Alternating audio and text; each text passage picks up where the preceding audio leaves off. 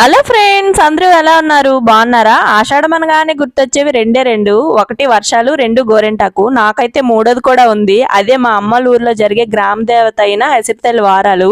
But ఈ సంవత్సరం మాత్రం వెళ్ళడం కుదరట్లేదు. ఎందుకంటే మేము మొన్నే ఏప్రిల్లో వెళ్ళొచ్చాం కదా. సో అందుకే పిల్లలకి, మా హస్బెండ్ గారికి సెలవులు అయితే లేవు. అందుకే ఈ సంవత్సరం అయితే ఇలా గోరెంటాకుతోనే సరిపెట్టుకుందామని యూపీలో మా పక్కింటి ఆవిడనైతే గోరెంటాకు అడిగాను.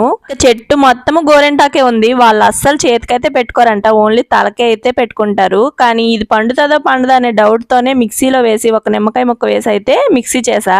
బట్ ఎట్టేసరికి అర్థమైంది చాలా బాగా పండుద్దని. ఇంకా మా చాందిని అయితే తన ఫ్రెండ్ని తీసుకొచ్చింది. తనైతే అస్సలు ఊరుకోలేదు పెట్టమని, ఇంక పెట్టేసా.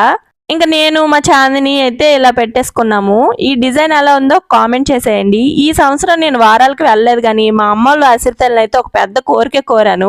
కొన్నిసార్లు మనం ఎంత కష్టపడినా చిన్నపాటి అదృష్టం ఉండాలి. ఆ అదృష్టం అయితే దేవుడే